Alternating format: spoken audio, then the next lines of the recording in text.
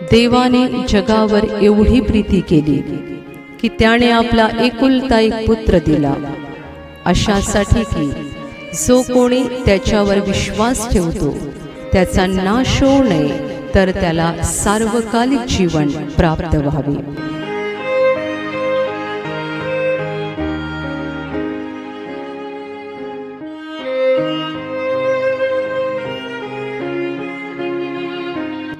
देव प्रेम आहे आणि आजही तो आपलं प्रेम प्रकट करत आहे. देवाने आपला एकुलता एक पुत्र येशू ख्रिस्त याच्याद्वारे आपलं महान प्रेम प्रकट केलं आहे. येशू ख्रिस्त यासाठी जगात आला की संपूर्ण मानवजातीच्या पापांचे शाप त्याने स्वतःवर घ्यावेत. जो त्याच्यावर विश्वास ठेवतो की प्रभू येशूने माझ्या पापांचं ओझं घेतलं आहे, त्याला देव पिता पापांची क्षमा देतो, त्याच्या जीवनावर आशीर्वाद देतात आणि त्याला स्वर्गातलं अनंत जीवन प्राप्त होतं.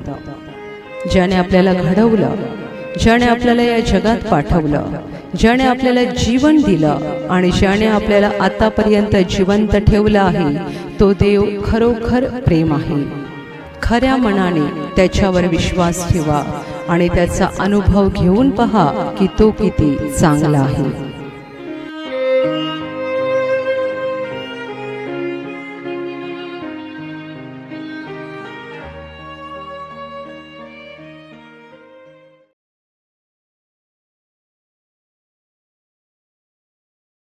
पूर्ण बायबल पान नंबर 327, पेत्राचे पहिले पत्र, अध्याय 5, वचन 8 आणि 9 मी वाचून दाखवते. सर्वजण लक्ष द्या. सावध असा, जागे रहा. तुमचा शत्रू सैतान हा गरजणाऱ्या सिंहासारखा कोणाला गिळावे हे शोधित फिरतो. त्याच्या विरुद्ध विश्वासात दृढ असे उभे रहा, कारण तुम्हाला माहीत आहे की जगातील तुमच्या बंधुवर्गाला अशीच दुःखे भोगावी लागत आहेत. Hallelujah, hallelujah, hallelujah, hallelujah, hallelujah. वचन म्हणत आहे, सावध असा, जागे रहा. तुमचा शत्रू सैतान हा गरजणाऱ्या सिंहाप्रमाणे कोणाला गिळावे हे शोधित फिरतो. Hallelujah, hallelujah, hallelujah.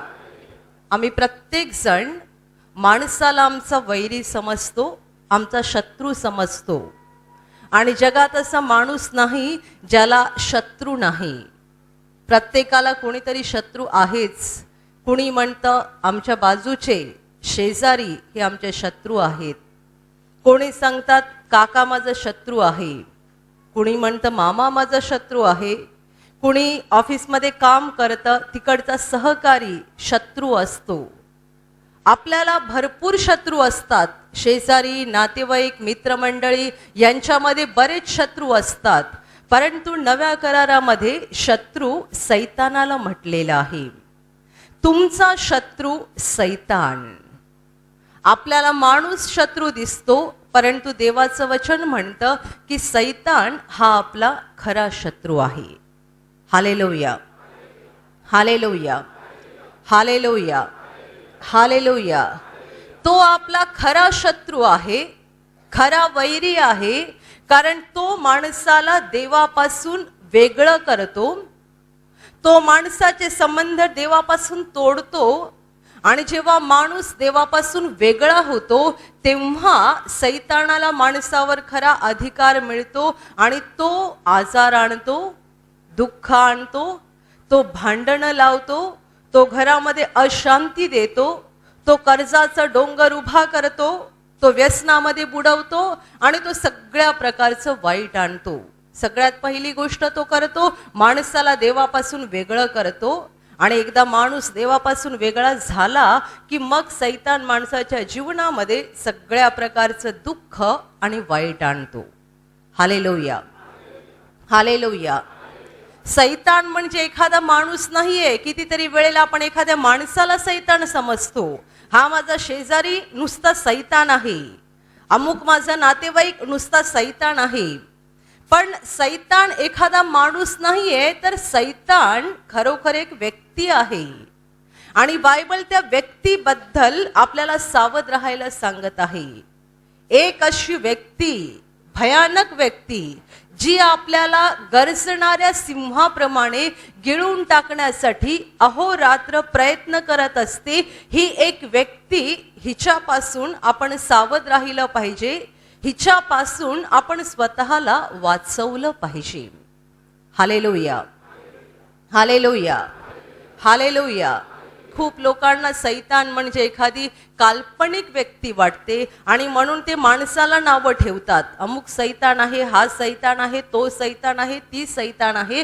कारण आपल्याला सैतान म्हणजे काल्पनिक व्यक्ती वाटते. पण सैतान हे काल्पनिक व्यक्तिमत्व नाही. सैतान जगामध्ये आहे आणि तो प्रत्येक माणसाच्या जीवनात नेहमीच काम करायचा प्रयत्न करतो. त्याचं पहिलं काम आहे, ज्यांना अजूनही प्रकाश मिळालेला नाही, ज्यांना अजूनही येशू ख्रिस्ताची ओळख झालेली नाही, ज्यांना अजूनही तारण प्राप्त झालेलं नाही, अशांना तो आंधळ करून ठेवतो. त्यांच्या आत्म्याचे डोळे तो बंद करून ठेवतो. म्हणून पौलाने स्पष्ट सांगितलेलं आहे की या युगाच्या दैवताने त्यांची मन आंधळी केलेली आहेत, अशासाठी की देवाची प्रतिमा जो ख्रिस्त, त्याच्या सुवार्तेचा प्रकाश त्यांच्यावर प्रकाशू नये. अंधारातल्या लोकांवर येशूच्या द्वारे आलेला प्रकाश प्रकाशू नये आणि त्यांना सुवार्ता समजू नये, ते प्रकाशात येऊ नयेत. म्हणून सैतानाने त्यांची मन म्हणजे त्यांच्या आत्म्याचे डोळे आंधळे करून ठेवलेले आहेत. Hallelujah, hallelujah. हे त्याचं पहिलं काम आहे.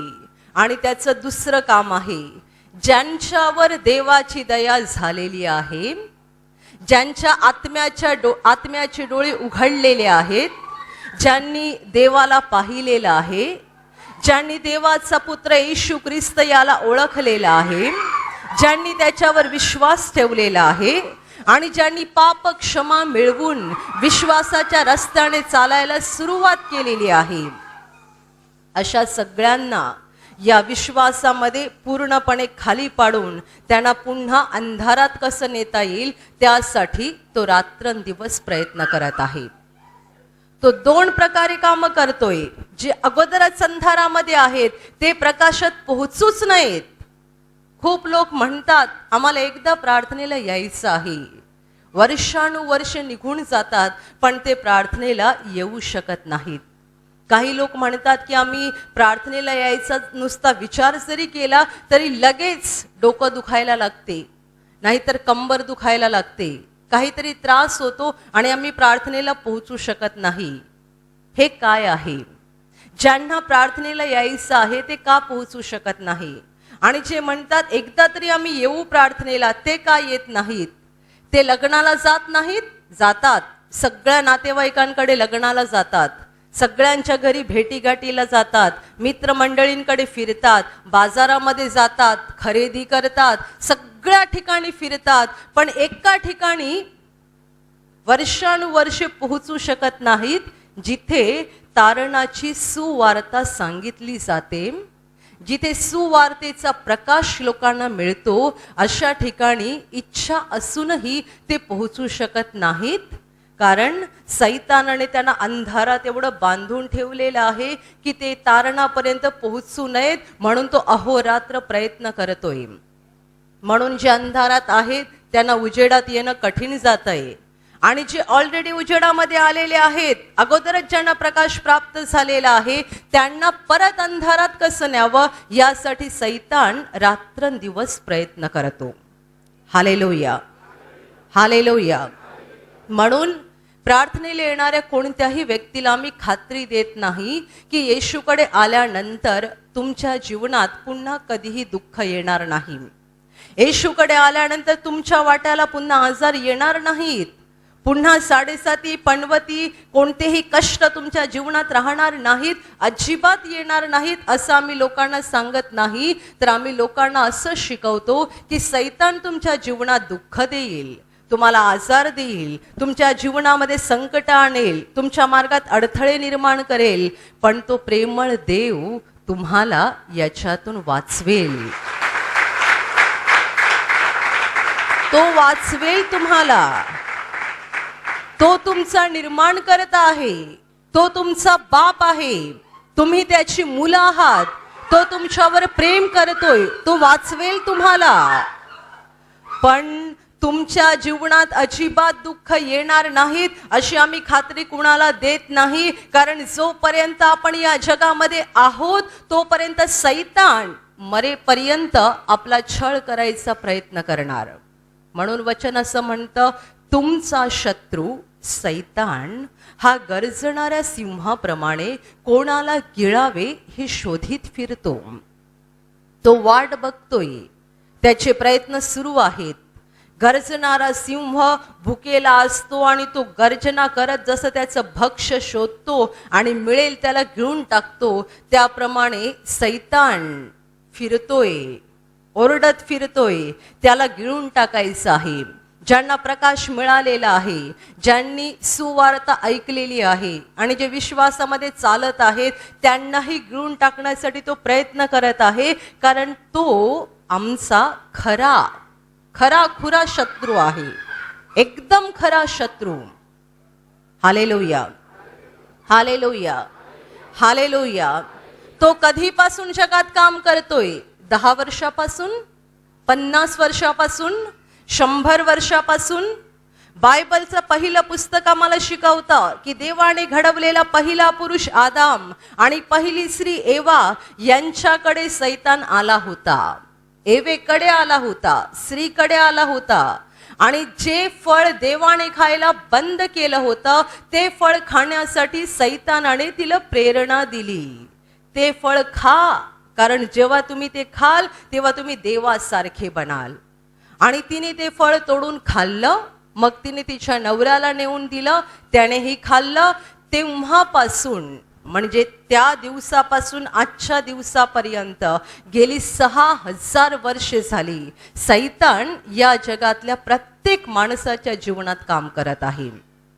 तोच सैतान ज्याने एवेला सांगितलं ते फळ खा म्हणजे तुम्ही देवासारखे व्हाल, तोच सैतान तुमच्या कानात बोलतो, माझ्या कानात बोलतो, आमच्या विचारांमध्ये बोलत राहतो, आणि तोच सैतान जगातल्या सगळ्या लोकांशी बोलत आहे. खूप वेळा तो माणसांच्या द्वारे बोलतो आणि काही वेळेला तो आमच्या विचारांमध्ये सरळ बोलतो, पण तो आमच्या समोर येऊन उभा राहत नाही. Hallelujah, hallelujah. तुम्ही सिनेमामध्ये कुठेतरी एखाद्या पिक्चरमध्ये सैतानाला पाहिलं असेल. जगातले लोक सैतानाचं चित्र उभं करतात. कसं उभं करतात? सैतान एक कोणीतरी भयानक व्यक्ती आहे, अक्राळ विक्राळ दिसणारी, ज्याच्या डोक्यावर 2 शिंग असतात, नख एवढी लांब लचक वाढलेली असतात, आणि केस किती भयानक असतात, डोळे किती भयानक असतात. पण सैतान असा नाहीये, कारण सैतान हा मुळात देवाने बनवलेला स्वर्गदूत होता. त्याला नव्या करारात काही ठिकाणी स्वर्गदूत, देवदूतच म्हटलेला आहे. तो देवदूत होता, देवाने त्याला स्वर्गात ठेवलं होतं. सुंदर देखणा देवदूत जो देवा विरुद्ध केला, आणि म्हणून देवाने त्याला आकाशातून खाली या पृथ्वीवर फेकलं. तो सुंदर आहे, देखणा आहे, म्हणून तर लोक त्याला फसतात. त्याचे शब्द किती सुंदर असतात, तो बोलतो किती चांगलं, बोलतो किती गोड, एकदम छान बोलतो. त्याचे शब्द आपल्याला चांगले पटतात. मी लोकांना नेहमी उदाहरण देते. एक माणूस जेव्हा प्रार्थनेला येतो तेव्हा तो देवाला असं वचन देतो की तू जर मला बरं केलं तर मी दर आठवड्याला न चुकता इथे प्रार्थनेला येत राहीन. देवाची दया होते आणि हा माणूस बरा होतो. बरा झाल्यानंतर तो येतो, मंचावरून साक्ष देतो. लोक त्याची साक्ष ऐकून टाळ्या वाजवतात. तो म्हणतो मी देवाला वचन दिलंय की मी दर आठवड्याला प्रार्थनेला येणार, मग तो पुढच्या आठवड्यात पण येतो, त्यानंतर पण येतो, 3-4 महिने न विसरता येत राहतो. त्याला असं वाटतं की सैतान मला विसरला, पण सैतान कोणाला विसरत नाही. 3-4 महिन्यानंतर सैतान हळूच येऊन त्याच्याशी बोलतो. त्याच्या मनात सैतान त्याला सांगतो, दर आठवड्याला इतका वेळ वाया घालवून आणि इतका पैसा खर्च करून इथे यायची काय गरज आहे. 15 दिवसाला एकदा जरी आलं तरी भागू शकतं, काही प्रॉब्लेम नाहीये. सैतान गोड बोलतो, तो असं नाही सांगत तू येऊ नको, ये पण 15 दिवसाला एकदा ये. दर आठवड्याला कशाला, किती वेळ जातो, किती पैसे संपतात. 15 दिवसाला एकदा ये. त्याचे शब्द गोड असतात आणि आम्हाला ते बऱ्यापैकी पटतात. तो माणूस म्हणतो बरोबर आहे, मी 15 दिवसाला जात जाईन, आता मी काही आजारी पण नाहीये, कामातून वेळ पण मिळत नाही, कुटुंबाच्या जबाबदाऱ्या पण भरपूर आहेत, तर आता मी 15 दिवसाला एकदा जाईन, बाकी दिवशी मी घरी प्रार्थना करेन. 15 दिवसातून एकदा प्रार्थनेला यायला सुरुवात करतो. 1-2 महिने निघून जातात, सैतान शांत राहतो. 2 महिन्यानंतर सैतान पुन्हा येतो आणि त्याच्या डोक्यात बोलतो, आता 15 दिवसाने एकदा गेलास तर काही नुकसान झालं का, काही बिघडलं तुझं, आता महिन्यातून एकदा जायला सुरुवात कर. कारण किती थकतो तू, केवढी कामं आहेत तुझ्यावर, केवढ्या जबाबदाऱ्या आहेत, आता महिन्यातून एकदा जायला सुरुवात कर. 15 दिवसाला एकदा गेला, काही बिघडलं नाही, आता महिन्यातून एकदा जायला सुरुवात कर. त्याला तेही पटतं आणि महिन्यातून एकदा यायला सुरुवात होते. महिन्यातून एकदा येतो. 1 महिना भरला, 2 महिने भरले, 3 महिने भरले, सैतान पुन्हा त्याच्याकडे येतो आणि त्याला म्हणतो, बघितलं आता महिन्यातून एकदा गेलास पण तुला काही त्रास झाला नाही, तुझं काही बिघडलं नाही, आता 2 महिन्यातून एकदा जायला सुरुवात कर. असं करता करता करता तो कधी प्रार्थनेला यायचा बंद होतो आणि कधी अंधारात पुरा गुडूप होऊन जातो हे त्याला सुद्धा समजत नाही. म्हणून मी सांगितलं, तुम्ही सिनेमातला सैतान बघून त्याच्यासारखी प्रतिमा तुमच्या डोक्यात तयार करू नका. सैतान हा देवाने बनवलेला देवदूत होता. तो आजही तेवढाच सुंदर आहे, आजही तेवढाच देखणा आहे. त्याचे शब्द अतिशय मधुर आणि गोड आहेत आणि तो एवढा फसवा आहे, म्हणून तर जग त्याच्या मागे चाललेलं आहे. म्हणून तर तो अगणित लोकांना गेली 6000 वर्षे फसवत आहे. ज्याने संपूर्ण जगाला 6000 वर्षे फसवलं तो व्यक्ती काय असेल. Hallelujah, hallelujah, hallelujah. माझ्या प्रिय बंधू भगिनींनो, वचन सांगते सावध असा, जागे रहा, कारण तुमचा शत्रू सैतान हा गरजणाऱ्या सिंहाप्रमाणे कोणाला गिळावे शोधित फिरतोय. तुम्ही येशूकडे आलात आणि येशूवर विश्वास ठेवला आणि तुम्हाला असं वाटतंय की आता मी सुटलो कायमचे. नाही, सैतान वाट बघतोय, त्याचे प्रयत्न सुरू आहेत. तो गोड बोलेल, तो गोड बोलून जर तुम्ही त्याचं ऐकलं नाही तर तो दुसऱ्या मार्गाचा अवलंब करतो, आजार देतो, संकट देतो, मार्गामध्ये अडथळे तयार करतो. सुरुवातीला तो आपल्याशी गोड बोलतो, गोड बोलल्यानंतर जर आपण ऐकलं नाही मग अनेक समस्या आणि अनेक अडथळे आपल्या मार्गात उभे करतो. तोच अडथळे आणि संकट उभी करतो आणि आपल्या मनात बोलतो, बघितलं तू एवढा प्रार्थनेला जातो, एवढी प्रार्थनेला जाते, काय फायदा आहे, बघ देवाने केवढं दुःख दिलंय, एवढी प्रार्थना करते पण देव तुला बरंच करत नाहीये, एवढी प्रार्थना करून देव तुला या संकटातून बाहेर काढत नाहीये, हे तुझं कर्ज काही केलं संपत नाहीये, घरातली भांडणं काही केल्या मिटत नाहीयेत, प्रार्थनेला जाऊन फायदा काय.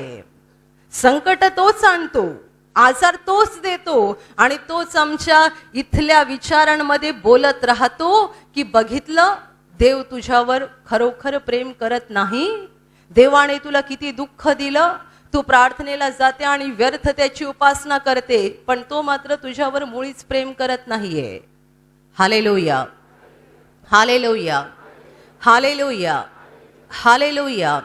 माझ्या प्रिय बंधू भगिनींनो, वचन पुढे म्हणतं, त्याच्या विरुद्ध म्हणजे सैतानाच्या विरुद्ध विश्वासामध्ये दृढ असे उभे राहा. कारण तुम्हाला ठाऊक आहे की जगातल्या तुमच्या बंधुवर्गाला अशीच दुःखे भोगावी लागत आहेत. जगात जेवढ्यांनी येशूवर विश्वास ठेवलेला आहे सगळ्यांना दुःख भोगावी लागत आहेत. म्हणून घाबरू नका. तो आपला शत्रू आहे आणि तो आपल्याला गिळून टाकायचा प्रयत्न करतोय. म्हणून हे वचन आपल्याला घाबरवण्यासाठी लिहिलेलं नाही, तर आपण सावध राहावं म्हणून लिहिलेलं आहे. घाबरायची आपल्याला गरज नाहीये, कारण आपण ज्याच्यावर विश्वास ठेवलेला आहे तो प्रभू सगळ्यात महान आहे. महान आहे तो. सैतानाची ताकद खूप मोठी असेल, सैतानाची ताकद खूप जबरदस्त असेल आणि आम्ही त्याच्या पुढे दुबळे आहोत, कमजोर आहोत, कमकुवत आहोत. पण आम्ही ज्याच्यावर विश्वास ठेवलेला आहे तो मात्र सैतानापेक्षा अगणित पटीने मोठा आहे. अगणित पटीने. म्हणून बायबलमध्ये जी सैतानाची ओळख करून दिलेली आहे ती आपल्याला घाबरवण्यासाठी नाही, तर आपल्याला सावध करण्यासाठी आहे की तो तुमचा शत्रू आहे. घाबरू नका, कारण तुम्ही ज्याच्यावर विश्वास ठेवलेला आहे तो खूप मोठा आहे. योहानाने त्याच्या पत्रात म्हटलेलं आहे की जगात जो आहे त्याच्यापेक्षा तुमच्यात जो आहे तो मोठा आहे. जगामध्ये सैतान आहे आणि तुमच्यामध्ये देवाचा आत्मा आहे. हा मोठा आहे. Hallelujah, hallelujah, hallelujah. ही वचनं आणि ही सैतानाची ओळख आपल्याला भीती देण्यासाठी नाही, तर आपल्या सावधानतेसाठी लिहिण्यात आलेली आहेत. आपण सावध राहावं की शत्रू कोण आहे. तुमचा शेजारी, तुमचा काका, तुमचा मामा हा तुमचा शत्रू नाही, तर सैतान तुमचा शत्रू आहे. त्याला काय हवं आहे? तुम्ही हसताय ते त्याला आवडत नाही. तुम्ही बरे झालात ते त्याला आवडत नाही. तुमच्या मुलाला चांगली नोकरी लागली त्याला बघवत नाही. तुम्हाला 10 वर्षानंतर मूल झालं त्याला बघवत नाहीये. त्याला माणसाच्या जीवनातलं कोणतंच भलं बघवत नाही. आजकाल आपण असे लोक बघतो ना, जे दुसऱ्यांचं भलं बघितल्यानंतर दुःखी होतात. माझ्या अमुक शेजाऱ्याचं बरं चाललेलं आहे, तमुकाचं बरं चाललेलं आहे, याचं हे बरं झालं, त्याचं ते बरं झालं. आज जगामध्ये अशी लोक तयार होत आहेत ज्यांना दुसऱ्यांचं भलं बघवत नाही. पण खरं म्हणजे ती माणसं नाहीत, त्यांच्यातून सैतान काम करतो. सैतानाला माणसाचं भलं बघवत नाही. आदाम आणि एवा बागेमध्ये सुंदर रीतीने फिरत होते, राहत होते, अगदी लहान बालकासारखे राहत होते. त्यांना पाप काय ते माहिती नव्हतं, आजार माहिती नव्हतं, दुःख माहिती नव्हतं, कर्जाचं डोंगर माहिती नव्हता, घर बांधायची कटकट नव्हती, जेवण बनवायची कटकट नव्हती, काहीही नव्हतं. किती आनंदात ते त्या बागेमध्ये राहत होते आणि देव येऊन त्यांच्याशी मित्रासारखा बोलायचा. हे त्यांचं सुख सैतानाला बघवलं नाही. तुमचं सुख सैतानाला बघवत नाही. तुम्ही बरे झालात त्याला बघवत नाहीये. तुमच्या जीवनामध्ये आनंद आलेला आहे त्याला बघवत नाहीये. तुम्ही हसताय तेव्हा त्याला अजिबात बघवत नाही. त्याची इच्छा आहे आपण रडत राहावं, आयुष्यभर रडत राहावं. आणि त्याची मोठी इच्छा आहे की मेल्यावर आपण त्याच्याबरोबर नरकात जावं. नरक हा देवाने सैतान आणि त्याच्या दूतांसाठी बनवलेला आहे. पण जी लोक मरेपर्यंत सैतानाचं ऐकून पाप करत राहतील ते मेल्यावर सैतानाबरोबर नरकात पोहोचतील. आणि ही सैतानाची सगळ्यात मोठी इच्छा आहे की या जगातली सगळी माणसं त्याच्याबरोबर नरकात यायला पाहिजेत. आणि जसा तो त्या नरकाच्या अग्नीत अनंत काळ जळणार आणि तडफडणार, तसा प्रत्येक माणसाचा आत्मा त्या अग्नीमध्ये तडफडावा ही सैतानाची इच्छा आहे. Hallelujah, hallelujah. म्हणून सावध व्हा, जागे व्हा. सैतान या जगात काम करतोय. घाबरायची गरज नाहीये, भीती बाळगण्याची गरज नाहीये, कारण तुम्ही ज्याच्यावर विश्वास ठेवलेला आहे तो माणूस नाहीये, तो जिवंत परमेश्वर आहे. Hallelujah, hallelujah, hallelujah. तो जिवंत परमेश्वर आहे. म्हणून वचन म्हणतं त्याच्या विरुद्ध, म्हणजे त्या सैतानाच्या विरुद्ध विश्वासामध्ये दृढ असे उभे राहा. मजबूत असे उभे राहा. त्याने तुम्हाला कितीही फसवण्याचा प्रयत्न केला, फसू नका. त्याने तुमच्या मार्गात कितीही अडथळे आणायचा प्रयत्न केला तरी घाबरून जाऊ नका. विश्वासामध्ये खंबीर असे उभे राहा, विश्वासामध्ये दृढ असे उभे राहा. पक्क्या मनाने बोलत राहा, या दुःखात मी एकटा नाही, माझा देव माझ्या बरोबर आहे. या आजारात मी एकटा नाही, माझा देव माझ्या बरोबर आहे. तो मला दुःखातून बाहेर काढेल, तो माझे अश्रू पुसून टाकील आणि तोच मला त्याच्या सार्वकालिक घरामध्ये म्हणजे स्वर्गामध्ये घेईल. Hallelujah, hallelujah, hallelujah, hallelujah. जेव्हा एक माणूस विश्वासामध्ये खंबीरपणे उभा असतो, खंबीरपणे दृढ पक्का मजबूत विश्वासामध्ये उभा असतो, तेव्हा सैतानाचं कोणतंही हत्यार त्याच्यावरती चालत नाही, कोणतंच हत्यार नाही. पण जे विश्वासामध्ये दुबळे असतात अशांवरती सैतानाची हत्यारं चालतात. ते विश्वासामध्ये पडतात आणि मग सैतान त्यांना गिळून टाकतो. सैतानाची ताकद आपल्यापेक्षा खूप मोठी आहे, पण आपल्याला त्याला घाबरण्याची गरज नाहीये. जर आपल्याला समजतं की हा आपला शत्रू आहे तर आपण त्याच्यापासून सावध झालं पाहिजे आणि विश्वासामध्ये खंबीरपणे उभं राहायला पाहिजे, दृढ मजबूत असं उभं राहायला पाहिजे. किती हल्ले होऊ द्या, कितीही वादळ तुमच्या जीवनात येऊ द्या, जर तुमच्या हृदयातला विश्वास पक्का आहे तर ज्याच्यावर तुम्ही विश्वास ठेवलेला आहे तो तुम्हाला कधीच कधीच कधीच सोडणार नाही, कधीच नाही, कधीच नाही. तुमचे नातेवाईक तुम्हाला सोडतील, तुमच्या जवळचे लोक तुम्हाला सोडतील, पण तो तुम्हाला कधीच सोडणार नाही, कारण तो विश्वसनीय प्रभू आहे. तो विश्वसनीय प्रभू आहे, तो तुम्हाला कधीच सोडणार नाही. विश्वासामध्ये खंबीर असे उभे राहा आणि सैतानाच्या कोणत्याही हल्ल्यामुळे घाबरून जाऊ नका.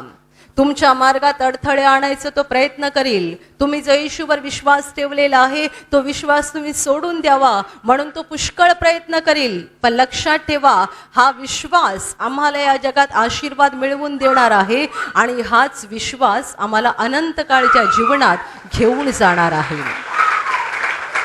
Hallelujah, hallelujah, hallelujah. देव आमच्यावर प्रेम करतो, त्याला आमची काळजी आहे. आम्हाला वाचवण्यासाठी तो माणूस बनून या जगात आला आणि आम्हाला वाचवण्यासाठी प्रभू येशूने क्रूसावर बलिदान केलं. त्याने आमच्यासाठी रक्त सांडलं.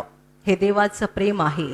ज्याने आमच्यासाठी रक्त सांडलं तो आम्हाला का सोडेल? तो आमचा त्याग का करेल? तो आम्हाला कसा विसरेल? तो कधीच विसरणार नाही, तो कधीच सोडणार नाही. तो या जगात आम्हाला आशीर्वादित करेल आणि हे जीवन संपलं की आम्हाला स्वर्गामध्ये घेईल. ही त्याची इच्छा आहे, ही त्याची इच्छा आहे. तुम्ही आणि मी आपण हसत राहावं ही त्याची इच्छा आहे. आपण हसत राहावं ही त्याची इच्छा आहे. आपल्या हृदयामध्ये शांती असावी ही त्याची इच्छा आहे. आपल्या जीवनात प्रत्येक मार्गात प्रत्येक ठिकाणी यश असावं ही त्याची इच्छा आहे. आपण गरिबीत राहावं, रडत राहावं, दुःखात राहावं ही त्याची इच्छा नाही. आणि त्याची सगळ्यात मोठी इच्छा आहे की या जगातलं आपण जीवन संपलं की आपण त्याच्या बरोबर स्वर्गात असावं. Hallelujah, hallelujah. होय माझ्या प्रिय बंधू भगिनींनो, प्रभू येशू आजही जिवंत आहे. बायबल म्हणतं येशू ख्रिस्त काल, आज आणि युगानयुग सारखाच आहे. होय, तो आजही तसाच आहे. 2000 वर्षापूर्वी जेव्हा तो मनुष्य रूपात या जगामध्ये होता तेव्हा तो त्याचं प्रेम आणि त्याची अद्भुत कामं जगासमोर प्रकट करत होता. आणि हे त्याचं सामर्थ्य आणि त्याचं प्रेम बदललेलं नाही आहे. प्रभू आजही तसाच आहे.